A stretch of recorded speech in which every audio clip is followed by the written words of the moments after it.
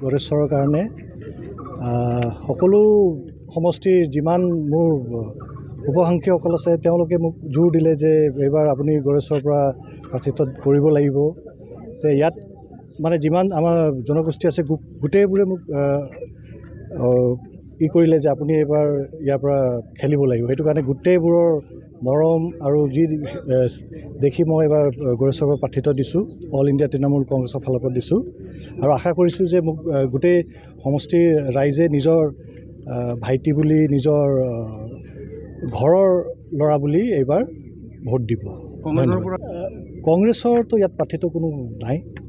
কংগ্ৰেছৰ যিখিনি ছাপোৰ্ট আছে সেইখিনি তেওঁলোকে কংগ্ৰেছতো ইয়াত এতিয়া চাব গ'লে গোটেই যিমান মানে সংগঠন আছে, যিমান গ্ৰাছৰুটৰ ৱৰ্কাৰ আছে, গোটেই আমাৰ দেউতাৰ দিনৰ পৰাই গোটেই কৰি অহা, আজি কিছুমান আছে 20 বছৰৰ পৰা, গোটেই আমাৰ দেউতাৰ দিনৰ পৰাই দেউতাৰে গোটেই চিনাকি আৰু আমাৰ একেলগে ডাঙৰ দীঘল হোৱা মানুহে আজি কংগ্ৰেছৰ ইয়াত গোটেই দায়িত্বত আছে।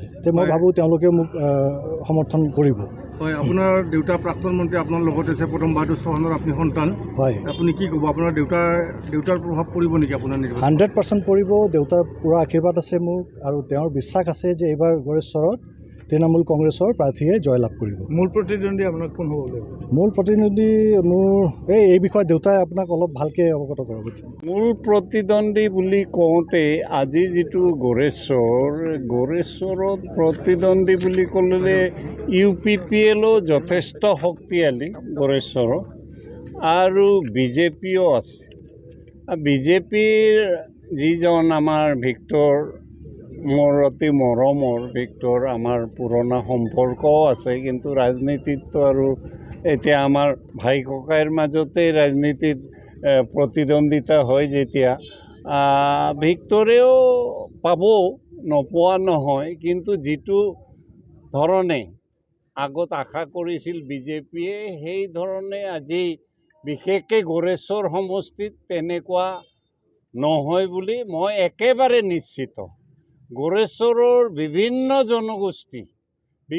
জনগোষ্ঠীয়ে মোক কৈছে যে আপুনি বয়স হ'ল আপোনাৰ, গতিকে আপোনাৰ ল'ৰাক দিয়ক।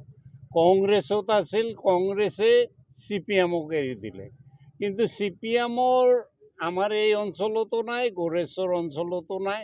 সেইকাৰণে আজি কংগ্ৰেছৰ গ্ৰাছৰুটৰ পৰা অন্তত জিলা পৰ্যায়ৰ পুৰণি ৱৰ্কাৰখিনি 100 ভাগেই আজি তৃণমূল কংগ্ৰেছত আছে। কাৰণ তৃণমূল কংগ্ৰেছৰ লগত আমাৰ বুজাবুজি নাই যদিও আমাৰ নীতি আদৰ্শ আমাৰ একে, কংগ্ৰেছৰ আৰু তৃণমূল কংগ্ৰেছৰ একে নীতি, একে আদৰ্শ, একে জনগণক সেৱা কৰাৰ কাৰণে তৃণমূল কংগ্ৰেছ উঠি পৰি লাগিছে। মমতাই মা, মাটি আৰু মানিছ বুলি কৈছে।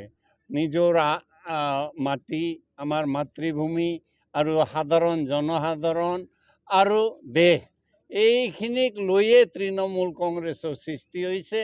আৰু আচলতে সৰ্বভাৰতীয় চিন্তা চৰ্চা আছে যদিও আজি নিজৰ ৱেষ্ট বেংগলত আজি মমতা বেনাৰ্জীয়ে তাতে বহুতে কয় যে তেওঁ ৱেষ্ট বেংগলৰ জাতীয়তাবাদী দলৰ নেতা হয়, ৱেষ্ট বেংগলৰ তেওঁ জাতীয়তাবাদী দলৰ নেতা। আমাৰ অসমৰ কাৰণে ইয়াতে যিখিনি আছে, ইয়াতে যিখিনি আমাৰ নেতৃত্ব আছে, তেওঁলোকো অসম আৰু অসমীয়া মানুহৰ জাতীয়তাবাদী শিবিৰৰ মানুহ বুলি আমি কওঁ। কাৰণ জাতীয়তাবাদ তৃণমূল কংগ্ৰেছত আছে, অন্তত BJPতকৈ বহুত বেছি জাতীয়তাবাদ।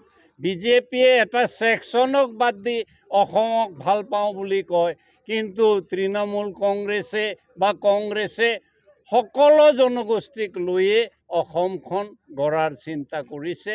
তৃণমূলৰ আৰু কংগ্ৰেছৰ মাজত অন্তত আদৰ্শগতভাৱে কোনো পাৰ্থক্য নাই। ধন্যবাদ। এইটো ৰাজনীতিত গতানুগতিক। আজি যদি UP সিফালে পশ্চিম ভাৰতত দেখে যে একে ঘৰত 3জন-4জনো উঠে, আৰু মোৰ জ্যেষ্ঠ পুত্ৰই আগে পিছে তাৰ অভ্যাসত পৰিণত হৈছে, ইলেকশ্যন আহিলে উঠি দিয়া, জিকাৰ নহয়, উঠি দিয়া অভ্যাসত পৰিণত হৈছে। গতিকে সি উঠিছে, তাৰ ইয়াক তাৰ কোনো প্ৰভাৱ নপৰে, ঘৰখনতো নকৰে, সমাজখনতো নপৰে। সেইটোৱে। আপোনাৰ পুত্ৰই কিমান ভোট পাব ৰাজনৈতিক? নহয় এতিয়া ভোটৰ অংক চিধা চিধি ক'বলৈ হ'লেতো যিখিনি ভোট পুল হ'ব তাৰ 50%তকৈ বেছি তৃণমূল কংগ্ৰেছে পাব বুলি মই মোৰ দৃঢ় বিশ্বাস। Thank U.